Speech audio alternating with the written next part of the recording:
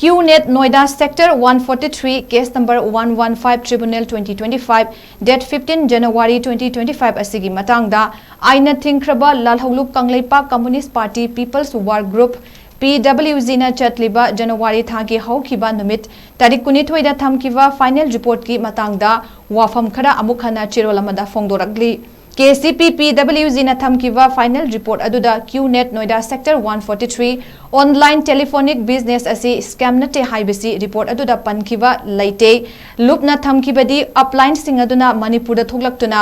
downline sing aduga ningthizana leibak macha tana pau fauna biduna legitimate claim amasung illegitimate claim khangdok minaduna wakhal tamina biu haikiba khakni hairaduna investigation gi manung dasu loop na miram da laidiba angang singi mama mapa oiba oibi sing kauduna numit humni gi manung da miram da laidiba macha singbu kauthok piduna loop ta sinabiu haikibani macha singa pau amata fauna dabana maram oiraga loop ki custody da laidiba ahal oiraba oirabi mama mapa singbu mioi begi minung sida yenglaga thadokibani maduda yana tirol singdasu khudek lawkiba lei hairi makhatana nakal amaromdana victim amatana investigation manungda loop asida pau faurok pasu leite amadi aikoina pau fauna naba hotna badasu pau amata fauna bangam khide aduga final report thamkraba matung victim association ga kari amata tana biramde haiba wafam adudi haibigenu haidi maram asina loop asigi ngarang numidang famkiba mifamna punna warep ama lauraba matung case number 115 tribunal 2025 part B haina hapsinduna